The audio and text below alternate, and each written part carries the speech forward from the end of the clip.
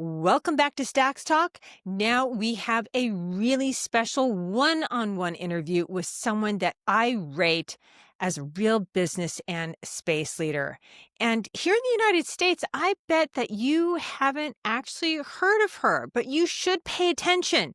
Jane Egerton is a powerhouse. Jane is an engineer and a West African business leader. Jane leads Nigerian Communications Satellite Limited, or NIGCOMSAT, as the managing director and CEO.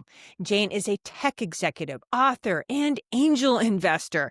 Jane has worked with Meta, Avanti, Ericsson, Nokia. Gosh, am I leaving anybody out here? On behalf of the entire Stacks Talk team, thank you so much. We are so honored to have you, and thank you for making the time to join us today. Thank you so much, Laura. I am excited to be here. I can't wait to kick into this conversation, but I'm truly excited to be here to have this session with you. So let's start with an introduction to NIGCOMSAT. Yeah. What kind of organization is it? And I say this because the government's involved, but it also does business. It has revenues for communication services. It delivers to a variety of customers. I know it delivers services to local governments, the military, and to companies, I believe. And what assets does it have on orbit? How many people does it employ? And what sectors does it serve? So, yeah, an overview. What is this organization that you lead? Thank you, Laura. I'm always excited to talk about NIGCOMSAT. So NIGCOMSAT actually stands for Nigerian Communications Satellite Limited. Started about 2006. So is an actual limited company owned by the Nigerian government that manages, operates, commercializes the communication satellite that is owned by the government. And it's interesting to note that it is a limited company because people tend to think, oh, it's owned by the government. It is a limited company. It's when it was started, it was actually off the vision of the government in 2001 when we came up with the national space policy. And that space policy wanted to achieve two things. We were looking to foster indigenous competence in space technology, and we were trying to push for socioeconomic development. It ended up being creating a roadmap, implementing two agencies, a research agency called NASTA and the commercial entity called NIGCOMSAT. Now, while the research entity holds some of the Earth observation assets we have, maybe I'll come to that, NIGCOMSAT owns, manages, runs, commercializes the actual communication satellite we have, which is called NIGCOMSAT 1R.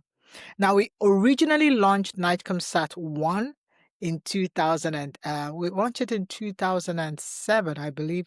It had a bit of a mishap. It wasn't a very fruitful venture. So we had to relaunch it. And that's why we call this 1R. It was a replacement. So we relaunched 1R in 2011. And we've managed that communication satellite since 2011. I think the great thing about it is that even though it's a limited company mandated to really commercialize this asset, it also has a core pillar, which is to help in providing broadband penetration and supporting, sustainability within the government. So it's driven by three things. National sovereignty, so especially for some of the agencies we support, security, also relates to some of the agencies you see us working with. Then sustainability, that's some of the ecosystems or sectors we tend to work in. So you see us work with agriculture, healthcare. Those are sectors we're intentionally working with government agencies to provide broadband so that they are present in even rural areas. You see us work a lot with the defense sector, the military, the Air Force, the Army in Nigeria, and really driving, not just supporting them in terms of security wise, but also in terms of national sovereignty, making sure that we are pulling our weight when it comes to supporting these government agencies. And we commenced that journey. We're still on the journey. It's been interesting because I took up the helm of affairs about actually 2 years ago.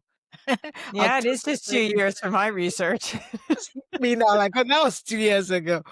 I took up that role 2 years ago, and it's been a joy to see how we're gonna work at moving this whole vision to the next phase. Well, let's talk about that a bit more, right? Because you just said that NIGCOMSAT really came out of a policy, a government shift and change in approach in 2001, right? Yes. And so that really shows that Nigeria has had space goals for Yes. decades, right? So in fact, there's some really good policies that seem to indicate that Nigeria's political leadership understands just how important space systems will be for Nigeria's future, for its economic prosperity and its national security. But these initiatives have kind of been slow rolled, and it's not like Nigeria hasn't had demands, though, right, on its national budget. It has security challenges, it has educational challenges, it has economic challenges, broadband connectivity challenges, just like you said. But, space could play a huge role in addressing each of those challenges. So, what's the state of Nigeria's space ecosystem today? Could you just give us like a snapshot of where we are today in terms of that ecosystem? Because I know there's a lot more inside than people realize. Oh no, there is actually. So when I talked about we came up with that policy in 2001, and in 2005 we came up with a roadmap. We called it the Horizon, the 2005 to 2030 roadmap, where we wanted to highlight things we were going to target. Like, we wanted to train Nigerian astronauts. We wanted to be able to build our own satellites indigenously. We wanted to launch Nigerian-made satellites. We had this big ambition of what we wanted to do with associated goals, rocket systems, large-scale commercialization of the space technology. We wanted to have spin-off industry, in all kinds of applications, software. And the truth is an audible goal, ambitious, but like the important thing with goals, you have to keep your eye on the ball. Good intention, started well, but it hadn't really, we haven't truly achieved all that we wanted. But we've got some great milestones. So, like I said, we ended up launching, in terms of the geostationary satellites, we launched about, in terms of the Earth observation satellites, we launched three. There's Nigerian Sat 1, we launched Nigerian Sat 2. We actually also launched the Nigerian Sat X. Um, then we also launched the communications satellite, which is NIGCOMSAT 1R. But some of the other things we didn't achieve like we wanted to, like, astronaut training or space flights, or we wanted to have a spaceport or rocket launch. But I think more importantly for me is the biggest socio-economic development we wanted to achieve, Mm. which I believe will drive the economy, spin off a whole space economy, because we have realized of course, you have the traditional economy, and we've been totally, for most people know that Nigeria as a nation has been totally dependent on oil or crude oil for a long time, since we found it in the late 60s, early 1970s. And it's like the black gold it is. It could also be a black curse, because we came at some point, we're totally dependent on that single source, which hasn't helped us, because with the fluctuations and the challenges that come with just being focused on one single sector, we have suffered the repercussion. And there's been a need to diversify the economy. And one of the greatest way we've seen to do that is the ICT, or the digital economy, which could also spin off to the space technology. And I know that one of the things we also did in the past, which was to privatize the telecom economy in 2001, saw a spin-off where, just by doing that and inviting private players and opening it up and looking for partnerships, that ICT or digital economy grew from just a single digit to the contribution to the GDP to currently contributes about, I think last Q4 it was about 17% to the Mm. GDP, from a single digit. So like literally next to services industry like agriculture and oil. So it's important to know that in really creating socioeconomic development, you could do multiple sectors. It doesn't have to be totally dependent on one. And I think that was the original intention, if you were trying to do that, if that was the vision. But what I think is really important now, looking at the state, is making sure we can go back to implementing that by being intentional. I mean, we're doing a couple of things, but really being more intentional. And that's why I do appreciate this administration. Now, it might be sounding like, this is, you're part of the administration, but, we've had this ambition since 2005 or since 2001 when we created the policy. We started well, but it's 20 years, 2 decades. What can we learn from that? And how can we ensure we put our eyes back on the ball? Because we've seen what the ICT and the telecom has done. And this is another opportunity to do that because it does have the tendency to create more jobs, help the startup ecosystem, improve the GDP of the country. There's so much he has. There's a lot of potential in doing that. So I think in summary, what I'm saying is that we have started.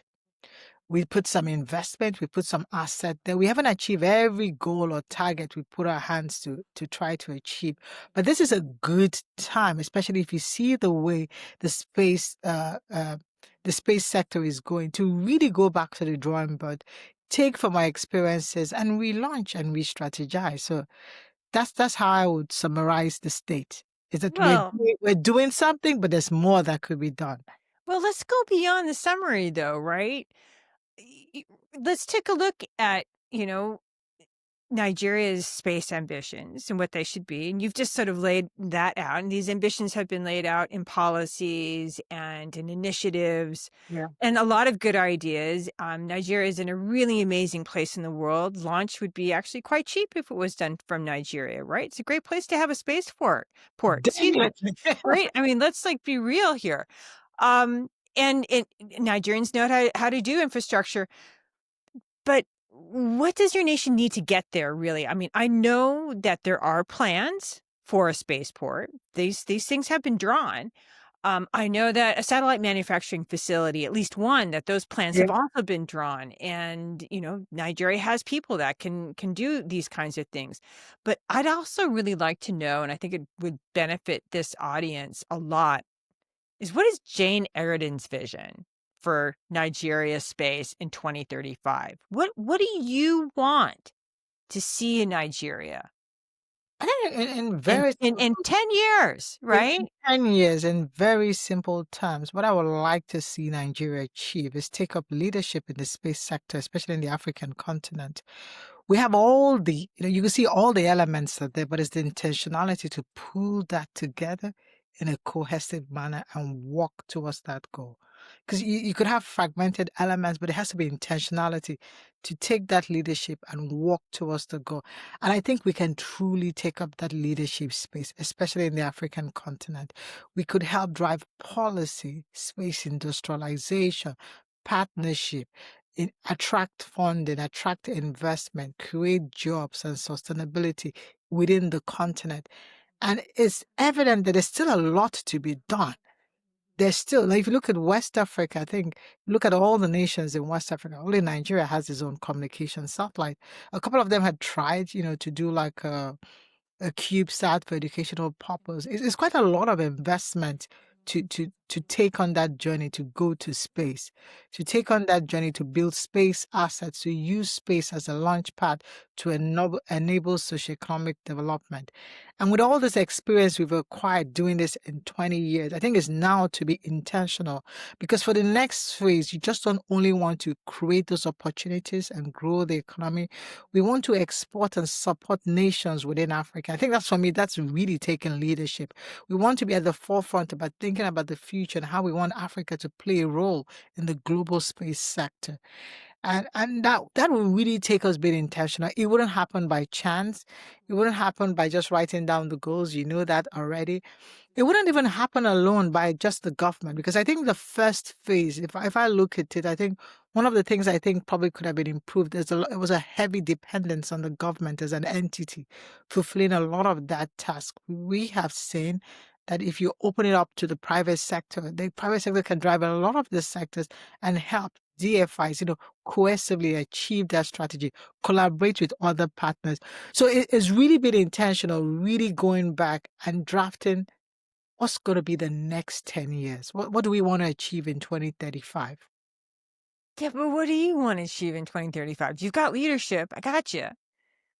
And that's for reals. And Nigeria really is in an incredible position to take that leadership position, just like you said, because Yeah. Nigeria actually has the know-how, has assets in terms of most of West Africa, if not all of West Africa. But if you could take it a step further, I mean, here's another example where I think Nigeria also takes a leadership role. I mean, you NIGCOMSAT, very specifically have experience with bringing broadband to the back of beyond, right? That's the 774 project. And if I'm not mistaken, I think you brought, actually, I have it written down right here because I needed those notes, right?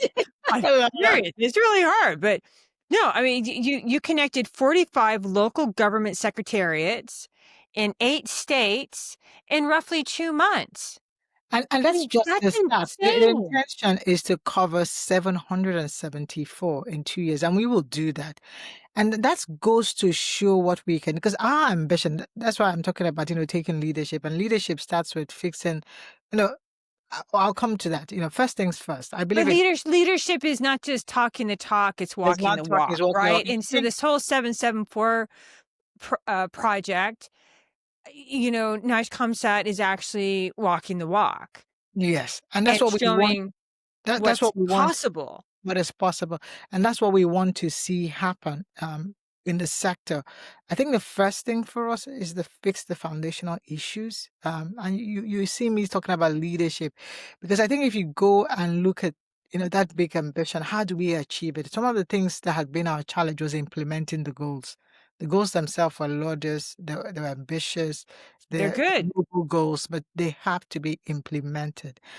And some of the things could be relating to really drafting cohesive policy and making sure that we can activate some of the key requirements when it comes to governance and policy, and also evolve it, because the sector is evolving. The fact that we created something in 2005, there's a lot of things that will no longer be relevant. That policy, that whole strategy can be relooked at. We want to some of the things I'm saying, because there's already some things happening. Really look at the national space strategy for now, 2035. We should be sitting and putting that together now for the next 10 years. What do we want to do, and how do we want to lay out that roadmap? What will be the KPIs? What are the rules that will guide us to engage for the next 10 years?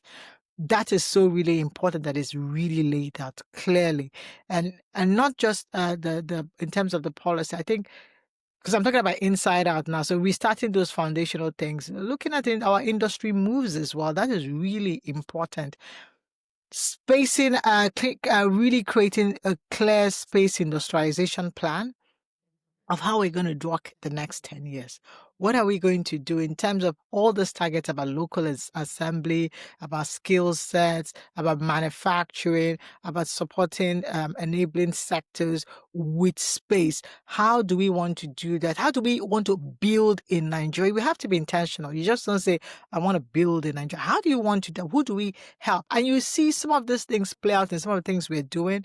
And NIGCOMSAT, like we have an accelerator program we've been running for 2 years, really to encourage startups in the space ecosystem. We want to do that. We want to pull investors to be attracted to want to invest in space. We want to support startups that are launching into that arena.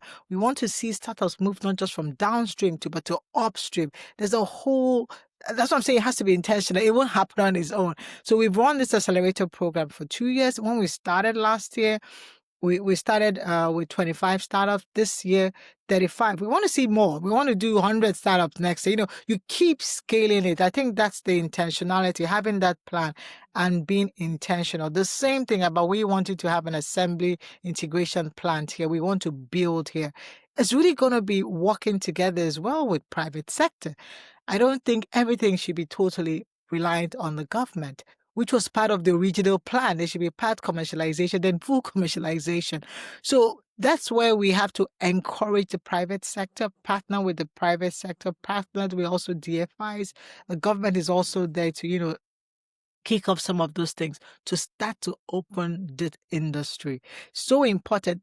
Things like even launch a space fund to help that. Those are some of the, plans that will come along, because we're right now helping them to accelerate, but funding is a thing for that. We also know that space, especially upstream, is a heavy capital intensive project and they will need support there.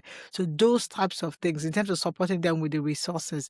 So if we do that, we can then move to the next phase. And some of these things I'm saying it because they're already happening, but I'm telling you what we will need to do for the next years, which is more to revamp some of our flagship projects. I talked about all the assets we had launched in 2007, 2011, but some of these assets are end of life. It's time to replace them, which is what some of the things we are working on, from the Earth observation satellite to the geostationary satellites, some of these assets to the ground equipment. We need to go back because those assets are also required to achieve some of the programs we want to do, the sustainability, the defense, the security solutions we want to present for us. Those assets are required, and you could do both. Let me Which jump in because I don't okay, want to lose this opportunity to talk about the assets a bit yeah, and the intentionality, right? Because Nigeria's space assets have been built and launched by China, yeah. right? And I just need to put that out there because, we here in the United States are a little nervy about China, right? And what you're saying actually would be a move to have sovereign capabilities, right? Sovereign manufacturing, sovereign launch, sovereign uh, STEM workforce, right? That this is really Nigerian, has Nigerian DNA in it, Build right? in It's Nigeria, not, build in Nigeria. right. How important is it to Nigeria to actually have those things really built on Nigerian soil, launched from Nigerian soil? I mean, I can assume, and that's which is a bad thing to do, but it would grant Nigeria that leadership position, but also that independence from other sort of tides that are ebbing and flowing in the international community. No, so how important is sovereignty or achieving that in your goal set for 2035? Let's say. So if you look at the global trends, we say that data is a new oil, but data sovereignty is a thing today. It's actually the rules of engagement and the warfare of today is different from the warfare of the past. Yeah. And that way things like data sovereignty start to play a key role. And I think as an African sovereign nation that's taking up leadership, that's one of the great ways to show that is to build that sovereign capability in sectors like this, to Mm. implement it, to support it. And that was the original plan. If you look at the roadmap, and I talked about, what the policy was saying, that's what we really wanted to achieve. Now, have we achieved it? We haven't achieved, but it's so important for what we are trying to. It's so important that we build in Nigeria, built for Nigeria. And if we haven't achieved it, then we have to make sure we look at the elements that will allow us achieve that. Not just investing in being intentional about the talent, and being intentional about encouraging the sectors, the market to embrace it, being intentional about making space a known discussion topic in the nation and people to appreciate our role in space and what we are doing. Because I know you were talking about a lot of the media activities. It's an Oh yeah, intention. you have been on a roll over there at It NIGCOMSAT. is And this intentional for like us. past 7 days, I mean, you have been, taking cat o' nine tails to journalists, telling them that they have to cover space, that they have to educate the Nigerian population Yes. about the importance of space to the nation, to kitchen table issues, Because it's to the unbanked, yes. right? I thought that was really amazing. And then another thing that I also found really interesting in the recent news coverage that NIGCOMSAT has had is that you have claimed that if there were resellers, if there were more resellers, that you could actually improve NIGCOMSAT's revenues while also improving connectivity, but that those resellers need to be in out there and outside of Abuja per se, right? Yes. That there needs to be more of a commercial ecosystem to take what NIGCOMSAT can do forward. And what I also found really interesting was that you said that the full capacity of NIGCOMSAT 1R is not being fully used. No, it's not fully being So used. what is with that? Because it's an incredibly powerful satellite. It provides incredible connectivity.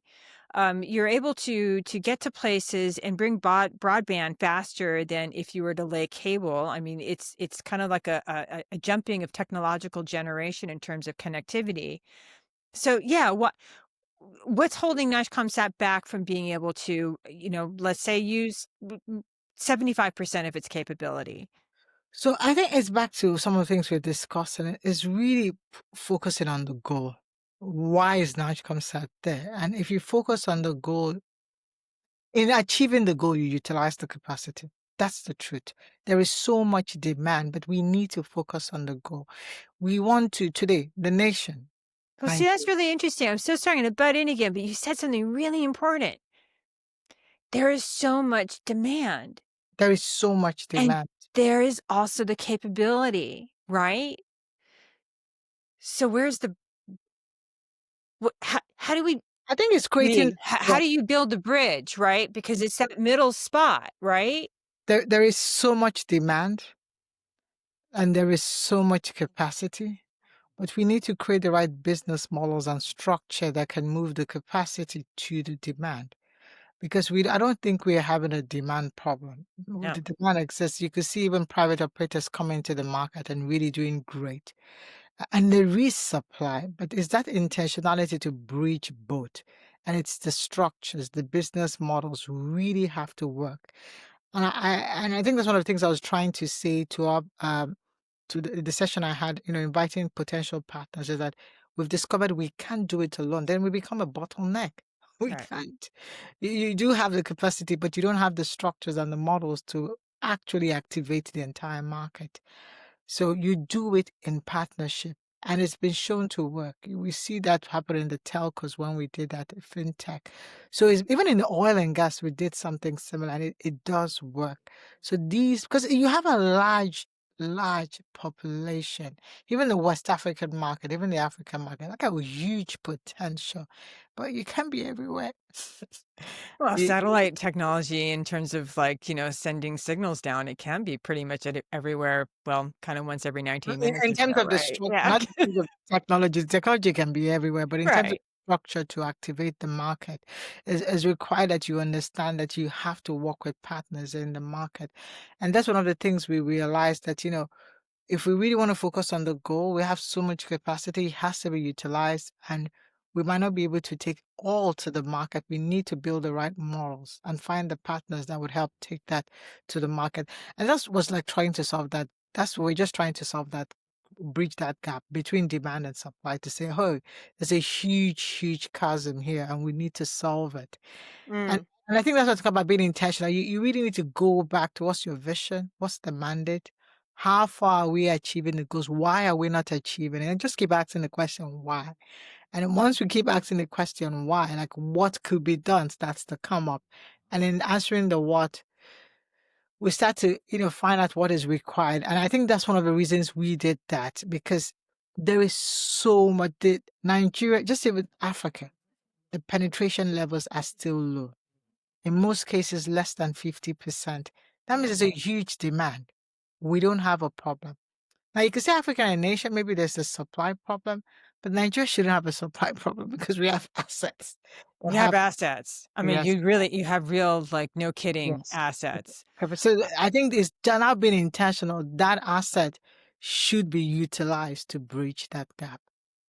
So let's talk about, again, that middle, and I'd like to understand a little bit more about the space entrepreneurial ecosystem that you have, as through NIGCOMSAT, been supporting. You're also an angel investor, so you know what it takes to get young companies through to the next stage where they really can be independent and they're not just looking for money to keep the lights on, sort of thing, right?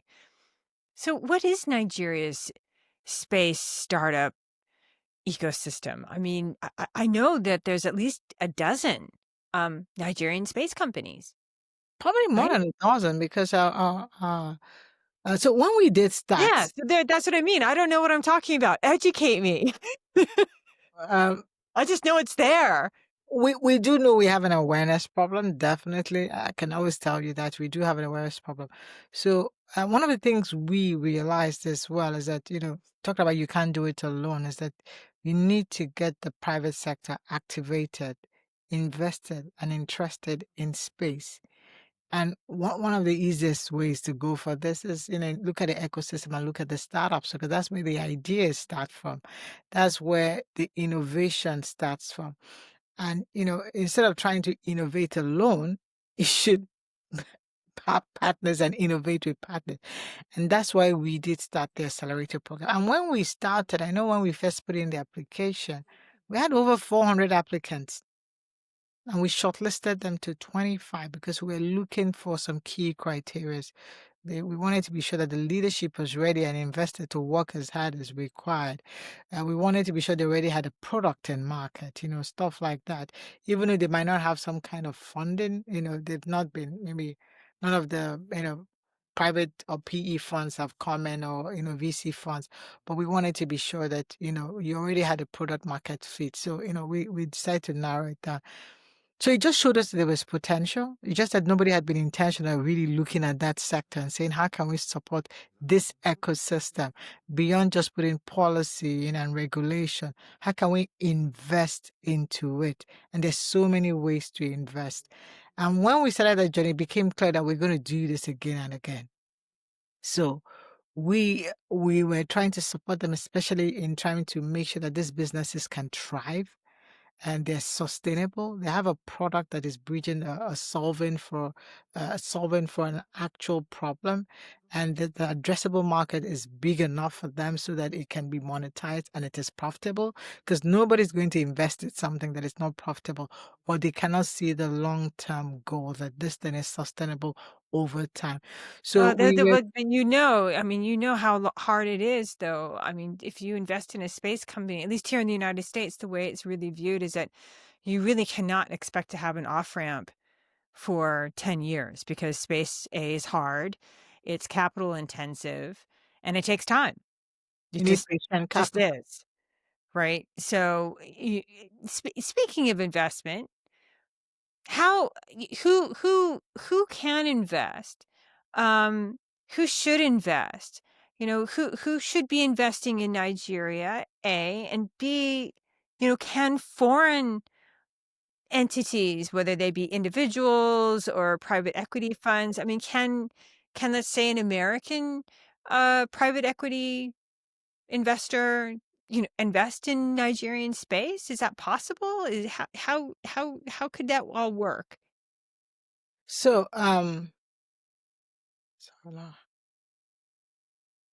when we so in terms of who can invest, that's based on the landscape. Nigeria is a capitalistic country. There's no Oh, limit. yeah, it's got a reputation for, like, being, some of the best entrepreneurs ever for, Yes, like, we the do past, have like, one of 1,000 the best years, right? I mean, this entrepreneurs. is, like, part of Nigerian DNA. Yes.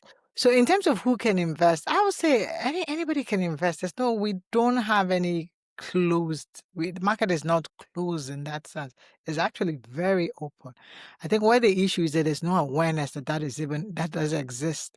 There's been investors have been keen on sectors which we've seen grow. And it could be possible because those are sectors that are really solving for problems that are really visibly out there. And those are sectors we've put shine a lot of light on.